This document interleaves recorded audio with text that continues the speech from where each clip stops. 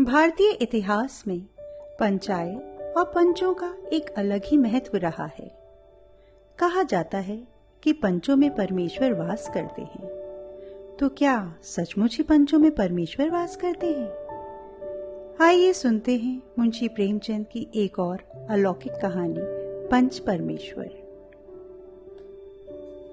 जुम्मन शेख और अलगू चौधरी में गाढ़ी मित्रता थी।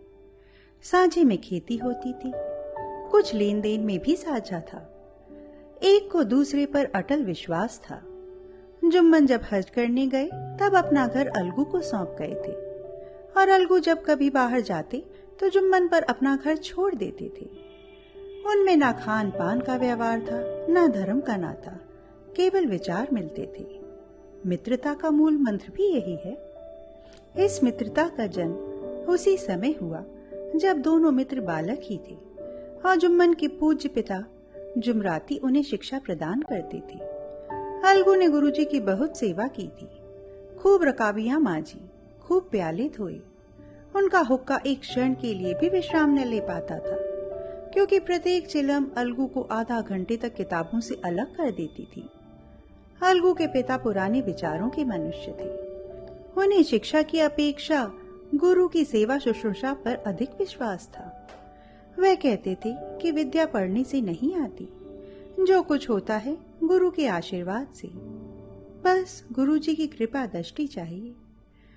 अतएव यदि अलगू पर जुमराती शेख के आशीर्वाद अथवा सत्संग का कुछ फल ना हुआ तो वह यह मानकर संतोष कर लेगा कि विद्यापार्जन में मैंने यथाशक्ति कोई बात उठा नहीं रखी। विद्या उसके भाग में ना थी तो कैसे आती? मगर जुमराती शेख स्वयं आशीर्वाद के कायल ना थे। उन्हें अपने सोटे पर अधिक भरोसा था और उसी सोटे के प्रताप से आज आस पास के गांव में जुम्मन की पूजा होती थी।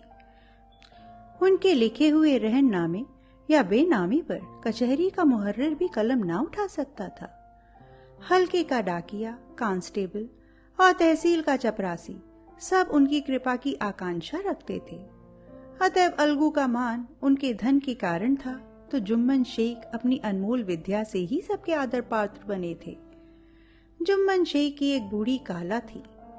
उसके पास कुछ थोड़ी सी मिल्कियत थी, परंतु उसके निकट संबंधियों में कोई ना था।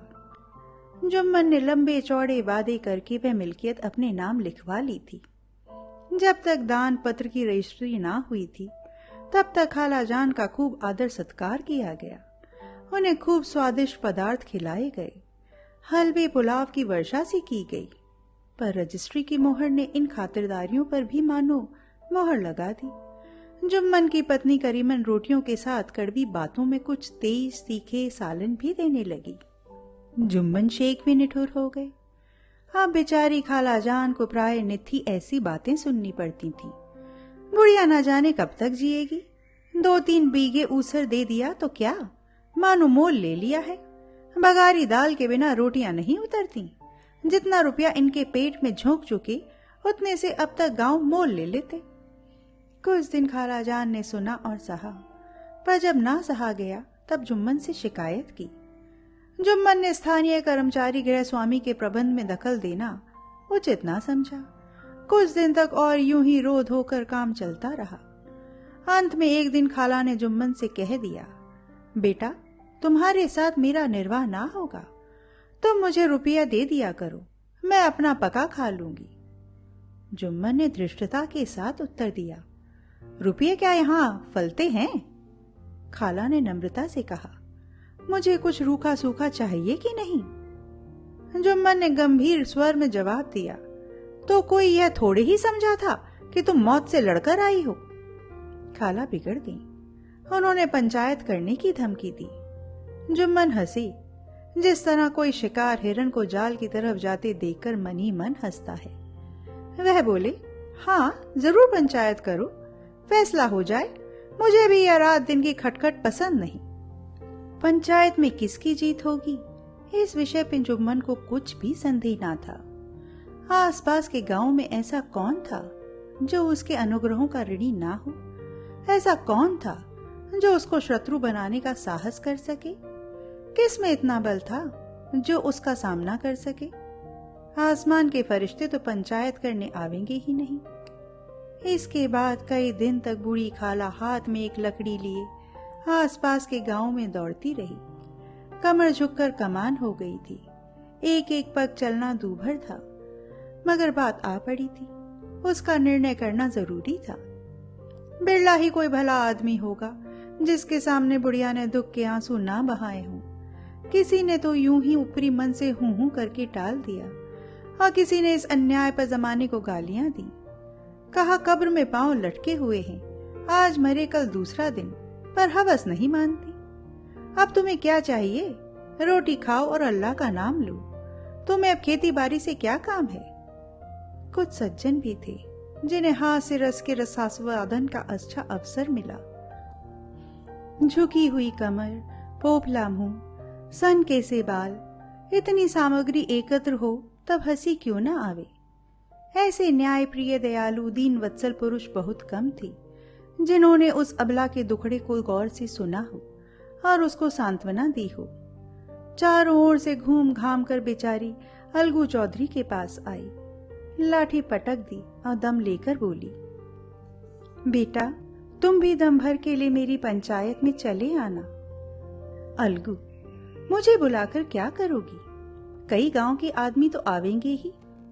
खाला, अपनी विपदा तुम्हें सबके आगे रो आई, अब आने न आने का अख्तियार उनको है। अलगू, यूं आने को आ जाऊंगा, मगर पंचायत में मुंह ना खोलूंगा। खाला, क्यों बेटा? अलगू, अब इसका क्या जवाब दूं? अपनी खुशी? जुम्मन मेरा पुराना मित्र है, उससे बिगाड़ नहीं कर सकता। खाला, बेटा क्या बिगाड़ के डर से ईमान की बात ना कहोगे? हमारे सोए हुए धर्म ज्ञान की सारी संपत्ति लुट जाए तो उसे खबर नहीं होती, परंतु ललकार सुनकर वह सचेत हो जाता है, फिर उसे कोई जीत नहीं सकता। अलगू इस सवाल का कोई उत्तर ना दे सका, पर उसके हृदय में ये शब्द गूंज रहे थे, क्या बिगाड़ के डर से ईमान की बात ना कहोगे? संध्या समय तक एक पेड़ के नीचे पंचायत बैठी। शेख जुम्मन ने पहले से ही फर्श बिछा रखा था। उन्होंने पान, इलायची, हुक्के, तंबाकू आदि का प्रबंध भी किया था।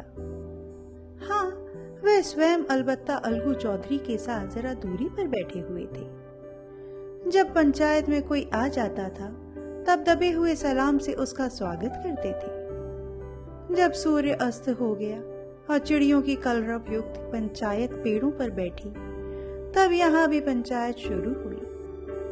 फर्श की एक एक अंगुल जमीन भर गई, पर अधिकांश दर्शक ही थे। निमंत्रित महाशयों में केवल वे ही लोग पधारे थे जिन्हें जुम्मन से अपनी कुछ कसर निकालनी थी। एक कोने में आग सुलग रही थी, नाई ताबड़तोड़ चिलम भर रहा था। यह निर्णय करना असंभव था कि सुलगते हुए उपलों से अधिक धुआं निकलता था या चिलम के दमों से। लड़के इधर उधर दौड़ रहे थे, कोई आपस में गाली गलौज करते और कोई रोते थे। चारों तरफ कोलाहल मच रहा था। गांव के कुत्ते इस जमाव को भूत समझकर झुंड के झुंड जमा हो गए थे। पंच लोग बैठ गए तो बूढ़ी खाला ने विनती की, पंचों, आज 3 साल हुए मैंने अपनी सारी जायदाद अपने भांजे जुम्मन के नाम लिख दी थी। इसे आप लोग जानते ही होंगे। जुम्मन ने मुझे ताहयात रोटी कपड़ा देना कबूल किया। साल भर तो मैंने इसके साथ रो धोकर काटा, पर अब रात दिन का रोना नहीं सहा जाता। मुझे न पेट की रोटी मिलती है न तन का कपड़ा। बेकस बेवा हूँ, कचहरी दरबार नहीं कर सकती। तुम्हारे सिवा और किससे अपना दुख सुनाऊं? तुम लोग जो राह निकाल दो उसी राह पर चलूं। अगर मुझ में कोई ऐब देखो तो मेरे मुंह पर थप्पड़ मारो। जुम्मन में बुराई देखो तो उसे समझाओ क्यों एक बेकस की आह लेता है। मैं पंचों का हुक्म सिर माथे पर चढ़ाऊंगी। रामधन मिश्र, जिनके कई असामियों को जुम्मन ने अपने गांव में बसा लिया था, बोले, जुम्मन मियाँ, किसे पंच बत्ते हो? अभी इसका निपटारा कर लो, फिर जो कुछ पंच कहेंगे वही मानना पड़ेगा। जुम्मन को इस समय सदस्यों में विशेषकर वे ही लोग दीख पड़े जिनसे किसी ना किसी कारण उनका वैमनस्य था। जुम्मन बोले, पंचों का हुक्म अल्लाह का हुक्म है। खाला जान जिसे चाहे उसे बदे, मुझे कोई उज्र नहीं। खाला ने चिल्ला कर कहा, अरे अल्लाह के बंदे, पंचों का नाम क्यों नहीं बता देता? कुछ मुझे भी तो मालूम हो। जुम्मन ने क्रोध से कहा, अब इस वक्त मेरा मुंह ना खुलवाओ। तुम्हारी बन पड़ी है, जिसे चाहो पंच बदो। खाला जान जुम्मन के आक्षेप को समझ गई। वह बोली, बेटा खुदा से डरो। पंच ना किसी के दोस्त होते हैं, ना किसी के दुश्मन। कैसी बात कहते हो? हाँ, तुम्हारा किसी पर विश्वास ना हो तो जाने दो। अलगू चौधरी को मानते हो? लो, मैं उन्हीं को सरपंच बत्ती हूँ। जुम्मन शेख आनंद से फूल उठे, परंतु भावों को छिपाकर बोले, अलगू ही सही, मेरे लिए जैसे रामधन वैसे अलगू। अलगू इस झमेले में फंसना नहीं चाहते थे। वे कन्नी काटने लगे। बोले, खाला तुम जानती हो कि मेरी जुम्मन से गाढ़ी दोस्ती है। खाला ने गंभीर स्वर से कहा, बेटा दोस्ती के लिए कोई अपना ईमान नहीं बेचता। पंच के दिल में खुदा बसता है। पंचों के मुंह से जो बात निकलती है वह खुदा की तरफ से निकलती है। अलगू चौधरी सरपंच हुए। रामधन मिश्र और जुम्मन के दूसरे विरोधियों ने बुढ़िया को मन में बहुत कोसा। अलगू चौधरी बोले, शेख जुम्मन, हम और तुम पुराने दोस्त हैं। जब काम पड़ा तुमने हमारी मदद की है और हम भी जो कुछ बन पड़ा तुम्हारी सेवा करते रहे हैं। मगर इस समय तुम और बूढ़ी खाला दोनों हमारी निगाह में बराबर हो। तुमको पंचों से जो कुछ अर्ज करनी हो करो। जुम्मन को पूरा विश्वास था कि अब बाजी मेरी है। अलगू यह सब दिखावे की बातें कर रहा है। अतएव शांतचित होकर बोले, पंचों 3 साल हुए खाला जान ने अपनी जायदाद मेरे नाम हिब्बा कर दी थी। मैंने उन्हें ताहयात खाना कपड़ा देना कबूल किया था। खुदा गवाह है, आज तक मैंने खाला जान को कोई तकलीफ नहीं दी। मैं उन्हें अपनी माँ के समान समझता हूँ। उनकी खिदमत करना मेरा फर्ज है। मगर औरतों में जरा अनबन रहती है, इसमें मेरा क्या बस है। खाला जान मुझसे माहवार खर्च मांगती हैं। जायदाद जितनी है वह पंचों से छिपी नहीं। उससे इतना मुनाफा नहीं होता है कि माहवार खर्च दे सकूं। इसके अलावा हिब्बा नामे में माहवार खर्च का कोई जिक्र नहीं तो मैं भूल कर भी इस झमेले में ना पड़ता। बस मुझे यही कहना है, आइंदा पंचों को अख्तियार है, जो फैसला चाहे करें। अलगू चौधरी को हमेशा कचहरी से काम पड़ता था, अतः वह पूरा कानूनी आदमी था। उसने जुम्मन से जिरह शुरू की। एक एक प्रश्न जुम्मन के हृदय पर हथौड़े की चोट की तरह पड़ता था। रामधन मिश्र इन प्रश्नों पर मुग्ध हुए जाते थे। जुम्मन चकित थे कि अलगू को क्या हो गया। अभी यह अलगू मेरा साथ बैठा हुआ कैसी कैसी बातें कर रहा था। इतनी ही देर में ऐसा काया पलट हो गया कि मेरी जड़ खोदने पर तुला हुआ है। ना मालूम कब की कसर यह निकाल रहा है। क्या इतने दिनों की दोस्ती कुछ भी काम ना आवेगी? जुम्मन शेख तो इसी संकल्प विकल्प में पड़े हुए थे कि इतने में अलगू ने फैसला सुनाया। जुम्मन शेख, पंचों ने इस मामले पर विचार किया। उन्हें यह नीति संगत मालूम होता है कि खाला जान को माहवार खर्च दिया जाए। हमारा विचार है कि खाला की जायदाद से इतना मुनाफा अवश्य होता है कि माहवार खर्च दिया जा सके। बस यही हमारा फैसला है। अगर जुम्मन को खर्च देना मंजूर ना हो तो हिब्बानामा रद्द समझा जाए। यह फैसला सुनते ही जुम्मन सन्नाटे में आ गए। जो अपना मित्र हो वह शत्रु का व्यवहार करे और गले पर छुरी फेरे, इसे समय के हेर फेर के सिवा और क्या कहें। जिस पर पूरा भरोसा था उसने समय पड़ने पर धोखा दिया। ऐसे ही अफसरों पर झूठे सच्चे मित्रों की परीक्षा की जाती है। यही कलयुग की दोस्ती है। अगर लोग ऐसे कपटी धोखेबाज ना होते तो देश में आपत्तियों का प्रकोप क्यों होता। यह हैजा प्लेग आदि व्याधियां दुष्कर्मों के ही दंड हैं। मगर रामधन मिश्र और अन्य पंच अलगू चौधरी की इस नीति परायणता की प्रशंसा जी खोलकर कर रहे थे। वे कहते थे, इसका नाम पंचायत है। दूध का दूध और पानी का पानी कर दिया। दोस्ती दोस्ती की जगह है, किंतु धर्म का पालन करना मुख्य है। ऐसे ही सत्यवादियों के बल पर पृथ्वी ठहरी है, नहीं तो वह कब की रसातल को चली जाती। इस फैसले ने अलगू और जुम्मन की दोस्ती की जड़ हिला दी। अब वे साथ साथ बातें करते नहीं दिखाई देते। इतना पुराना मित्रता रूपी वृक्ष सत्य का एक झोंका भी ना सह सका। सचमुच वह बालू की ही जमीन पर खड़ा था। उनमें अब शिष्टाचार का अधिक व्यवहार होने लगा। एक दूसरे की आवभगत ज्यादा करने लगे। वे मिलते जुलते थे, मगर उसी तरह जैसे तलवार से ढाल मिलती है। जुम्मन के चित्र में मित्र की कुटिलता आठों पहर खटका करती थी। उसे हर घड़ी यही चिंता रहती थी कि किसी तरह बदला लेने का अवसर मिले। अच्छे कामों की सिद्धि में बड़ी देर लगती है, पर बुरे कामों की सिद्धि में यह बात नहीं होती। जुम्मन को भी बदला लेने का अवसर जल्द ही मिल गया। पिछले साल अलगू चौधरी बटेसर से बैलों की एक बहुत अच्छी जोड़ी मोल लाए थे। बैल पछाही जाति के सुंदर बड़े बड़े सींगों वाले थे। महीनों तक आसपास के गांव के लोग उनके दर्शन करते रहे। दैव योग से जुम्मन की पंचायत के 1 महीने बाद इस जोड़ी का एक बैल मर गया। जुम्मन ने दोस्तों से कहा, यह दगाबाजी की सजा है। इंसान सब्र भले ही कर जाए, पर खुदा नेक बद सब देखता है। अलगू को संदेह हुआ कि जुम्मन ने बैल को विष दिला दिया है। चौधराइन ने भी जुम्मन पर इस दुर्घटना का दोषारोपण किया। उसने कहा, जुम्मन ने कुछ कर करा दिया है। चौधराइन और करीमन में इस विषय पर एक दिन खूब ही वाद विवाद हुआ। दोनों देवियों ने शब्द बाहुल्य की नदी बहा दी। व्यंग, वक्रोक्ति, अन्योक्ति और उपमा आदि अलंकारों में बातें हुई। जुम्मन ने किसी तरह शांति स्थापित की। उन्होंने अपनी पत्नी को डांट डपट कर समझा दिया। वह उसे उस रणभूमि से हटा भी ले गए। उधर अलगू चौधरी ने समझाने बुझाने का काम अपने तर्कपूर्ण सोटे से लिया। अब अकेला बैल किस काम का? उसका जोड़ बहुत ढूंढा गया, पर ना मिला। निदान यह सलाह ठहरी कि इसे बेच डालना चाहिए। गांव में एक समझू साहू थे। वे इक्का गाड़ी हाँकते थे। गांव से गुड़ घी लाद कर मंडी ले जाते, मंडी से तेल नमक भर लाते और गांव में बेचते। इस बैल पर उनका मन लहराया। उन्होंने सोचा, यह बैल हाथ लगे तो दिन भर में बेखटके 3 खेप हों। आजकल तो एक ही खेप के लाले पड़े रहते हैं। बैल देखा, गाड़ी में दौड़ाया, बाल भौरी की पहचान कराई, मोल तोल किया और उसे लाकर द्वार पर बांध ही दिया।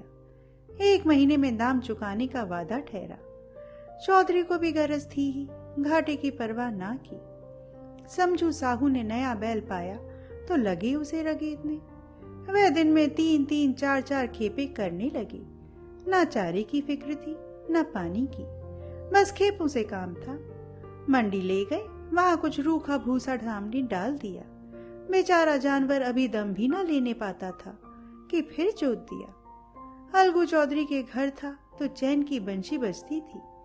बैल राम छठे छमाहे कभी बहली में जोते जाते थे। खूब उछलते कूदते और कोसों तक दौड़ते चले जाते थे। वहां बैलराम का रातिब था। साफ पानी, दली हुई अरहर की दाल और भूसे के साथ खली, और यही नहीं, कभी कभी घी का स्वाद भी चखने को मिल जाता था। शायद सवेरे एक आदमी खररे करता, पहुंचता और सहलाता था। कहाँ वह सुख चैन और कहाँ यहाँ आठों पहर की खपत। महीने भर में वह पिसता गया। इक्के का जुआ देखते ही उसका लहू सूख जाता था। एक एक पग चलना दूभर था। हड्डियां निकल आई थीं, पर था वह पानीदार, मार की बर्दाश्त ना थी। एक दिन चौथी खेप में साहू जी ने दूना बोझा लादा। दिन भर का थका जानवर, पैर ना उठते थे, पर साहू जी कोड़े फटकारने लगे। बस फिर क्या था, बैल कलेजा तोड़कर चला। कुछ दूर दौड़ा और चाहा कि जरा दम ले लूं, पर साहू जी को जल्द पहुंचने की फिक्र थी। अतएव उन्होंने कई कोड़े निर्दयता से फटकारे। बैल ने एक बार फिर जोर लगाया, पर अब की बार शक्ति ने जवाब दे दिया। वह धरती पर गिर पड़ा और ऐसा गिरा कि फिर ना उठा। साहू जी ने बहुत पीटा, टांग पकड़कर खींचा, नथुनों में लकड़ी ठूंस दी, पर कहीं मृतक भी उठ सकता है। तब साहू जी को कुछ शक हुआ। उन्होंने बैल को गौर से देखा, खोलकर अलग किया और सोचने लगी कि गाड़ी कैसे घर पहुंची। बहुत चीखे चिल्लाए, पर देहात का रास्ता बच्चों की आंख की तरह सांझ होते ही बंद हो जाता है। कोई नजर न आया, आसपास कोई गांव भी न था। मारे क्रोध के उन्होंने मरे हुए बैल पर और दुर्रे लगाए और कोसने लगे। अभागे, तुझे मरना ही था तो घर पहुंचकर मरता। ससुरा बीच रास्ते ही में मर रहा। अब गाड़ी कौन खींचे। इस तरह साहू जी खूब जले भुने। कई बोरे गुड़ और कई पीपे घी उन्होंने बेचे थे। 200-250 रुपए कमर में बंधे थे। इसके सिवा गाड़ी पर कई बोरे नमक के थे।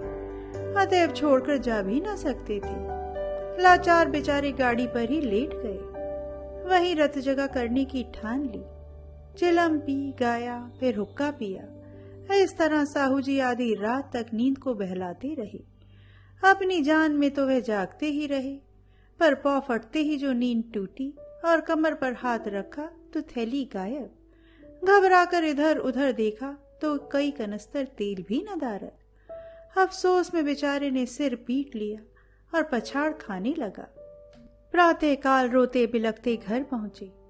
सहुआइन ने जब यह पूरी सुनावनी सुनी तब पहले तो रोई, फिर अलगू चौधरी को गालियां देने लगी। निगोड़े ने ऐसा कुलच्छनी बैल दिया कि जन्म भर की कमाई लुट गई। इस घटना को हुए कई महीने बीत गए। अलगू जब अपने बैलों के दाम मांगते तब साहू और सहुआइन दोनों ही झल्लाए हुए कुत्ते की तरह चढ़ बैठते और अंड बंड बकने लगते। वाह, यहाँ तो सारे जन्म की कमाई लुट गई, सत्यानाश हो गया, इन्हें दामों की पड़ी है। मुर्दा बैल दिया था, उस पर दाम मांगने चले हैं। आंखों में धूल झोंकती। सत्यानाशी बैल गले बांध दिया। हमें निरा पोंगा ही समझ लिया है। हम भी बनिए के बच्चे हैं। ऐसे बुद्धू कहीं और होंगे। पहले जाकर किसी गड्ढे में मुंह धोआओ, तब दाम लेना। ना जी मानता हो तो हमारा बैल खोल ले जाओ। महीने भर के बदले 2 महीना जोत लो। और क्या लोगे। चौधरी के अशुभ चिंतकों की कमी ना थी। ऐसे अवसरों पर वे भी एकत्र हो जाते हैं और साहू जी के बर्राने की पुष्टि करते। परंतु 150 रुपए से इस तरह हाथ धो लेना आसान ना था। एक बार वह भी गर्म पड़े। साहू जी बिगड़कर लाठी ढूंढने घर चले गए। अब सहुआइन ने मैदान लिया। प्रश्नोत्तर होते होते हाथापाई की नौबत आ पहुंची। सहुआइन ने घर में घुसकर किवाड़ बंद कर लिए। शोरगुल सुनकर गांव के भले मानस जमा हो गए। उन्होंने दोनों को समझाया। साहू जी को दिलासा देकर घर से निकाला। वह परामर्श देने लगी कि इस तरह से काम ना चलेगा। पंचायत कर लो, जो तय हो जाए उसे स्वीकार कर लो। साहू जी राजी हो गए। अलगू ने भी हामी भर ली। पंचायत की तैयारियां होने लगी। दोनों पक्षों ने अपने अपने दल बनाने शुरू किए। इसके बाद तीसरे दिन उसी वृक्ष के नीचे पंचायत बैठी। वही संध्या का समय था। खेतों में कौए पंचायत कर रहे थे।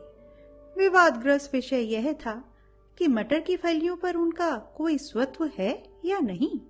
और जब तक यह प्रश्न हल ना हो जाए तब तक वे रखवाले की पुकार पर अपनी अप्रसन्नता प्रकट करना आवश्यक समझते थे।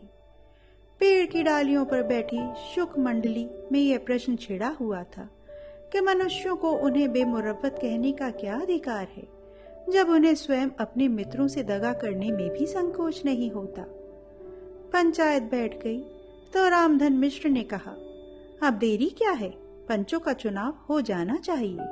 बोलो चौधरी, किस किस को पंच बदते हो। अलगू ने दीन भाव से कहा, समझू साहू ही चुन ले। समझू खड़े हुए और कड़क कर बोले, मेरी ओर से जुम्मन शेख। जुम्मन का नाम सुनते ही अलगू चौधरी का कलेजा धक धक करने लगा, मानो किसी ने अचानक थप्पड़ मार दिया हो। रामधन अलगू के मित्र थे। वह बात को ताड़ गए। पूछा, क्यों चौधरी, तुम्हें कोई उज्र तो नहीं। चौधरी ने निराश होकर कहा, नहीं, मुझे क्या उज्र होगा। अपने उत्तरदायित्व का ज्ञान बहुधा हमारे संकुचित व्यवहारों का सुधारक होता है। जब हम राह भूलकर पथ भटकने लगते हैं तब यही ज्ञान हमारा विश्वसनीय पथ प्रदर्शक बन जाता है। पत्र संपादक अपनी शांति कुटी में बैठा हुआ कितनी धृष्टता और स्वतंत्रता के साथ अपनी प्रबल लेखनी से मंत्रिमंडल पर आक्रमण करता है, परंतु ऐसे अवसर आते हैं जब स्वयं मंत्रिमंडल में सम्मिलित होता है। मंडल के भवन में पग धरते ही उसकी लेखनी कितनी मर्मज्ञ, कितनी विचारशील, कितनी न्यायपरायण हो जाती है। इसका कारण उत्तरदायित्व का ज्ञान है। नवयुवक युवावस्था में कितना उद्दंड रहता है। माता पिता उसकी ओर से कितने चिंतित रहते हैं। वे उसे कुल कलंक समझते हैं, परंतु थोड़े ही समय में परिवार का बोझ सिर पर पड़ते ही वह अव्यवस्थित चित्त उन्मत्त युवक कितना धैर्यशील, कैसा शांत चित्त हो जाता है। यह भी उत्तरदायित्व के ज्ञान का फल है। जुम्मन शेख के मन में भी सरपंच का उच्च स्थान ग्रहण करते ही अपनी जिम्मेदारी का भाव पैदा हुआ। उसने सोचा, मैं इस वक्त न्याय और धर्म के सर्वोच्च आसन पर बैठा हूँ। मेरे मुंह से इस समय जो कुछ निकलेगा वह देववाणी के सदृश है। हाँ, देववाणी में मेरे मनोविकारों का कदापि समावेश ना होना चाहिए। मुझे सत्य से जौ भर भी टलना उचित नहीं। पंचों ने दोनों पक्षों से सवाल जवाब करने शुरू किए। बहुत देर तक दोनों दल अपने अपने पक्ष का समर्थन करते रहे। इस विषय में तो सब सहमत थे कि समझू को बैल का मूल्य देना चाहिए, परंतु दो महाशय इस कारण रियायत करना चाहते थे कि बैल के मर जाने से समझू की हानि हुई। इसके प्रतिकूल दो सभ्य मूल्य के अतिरिक्त समझू को दंड भी देना चाहिए, जिससे फिर किसी को पशुओं के साथ निर्दयता करने का साहस ना हो। अंत में जुम्मन ने फैसला सुनाया, अलगू चौधरी और समझू साहू, पंचों ने तुम्हारे मामले पर अच्छी तरह विचार किया। समझू को उचित है कि बैल का पूरा दाम दे। जिस वक्त उन्होंने बैल लिया उसे कोई बीमारी ना थी। अगर उसी वक्त दाम दे दिए जाते तो आज समझू उसे फेर लेने का आग्रह ना करते। बैल की मृत्यु केवल इस कारण हुई कि उससे बड़ा कठिन परिश्रम लिया गया और उसके दाने चारे का कोई अच्छा प्रबंध ना किया गया। रामधन मिश्र बोले, समझू ने बैल को जानबूझकर मारा है, अतएव उनसे दंड लेना चाहिए। जुम्मन बोले, यह दूसरा सवाल है, हमको इससे कोई मतलब नहीं। झगड़ू साहू ने कहा, समझू के साथ कुछ रियायत होनी चाहिए। जुम्मन बोले, यह अलगू चौधरी की इच्छा पर निर्भर है, वह रियायत करें तो उनकी भलमनसी। अलगू चौधरी फूले न समाये, उठ खड़े हुए और जोर से बोले, पंच परमेश्वर की जय। इसके साथ ही चारों ओर से प्रतिध्वनि हुई, पंच परमेश्वर की जय। प्रत्येक मनुष्य जुम्मन की नीति को सराहता था। इसे कहते हैं न्याय, यह मनुष्य का काम नहीं। पंच में परमेश्वर वास करते हैं, यह उन्हीं की महिमा है। पंच के सामने खोटे को कौन खरा कह सकता है। थोड़ी देर बाद जुम्मन अलगू के पास आए और गले लिपटकर बोले, भैया, जब से तुमने मेरी पंचायत की तब से मैं तुम्हारा प्राण घातक शत्रु बन गया था, पर आज मुझे ज्ञात हुआ कि पंच के पद पर बैठकर ना कोई किसी का दोस्त होता है ना दुश्मन। न्याय के सिवा और उसे कुछ नहीं सूझता। आज मुझे विश्वास हो गया कि पंच की जबान से खुदा बोलता है। अलगू रोने लगी। इस पानी से दोनों के दिलों का मैल धुल गया। मित्रता की मुरझाई हुई लता फिर हरी हो गई।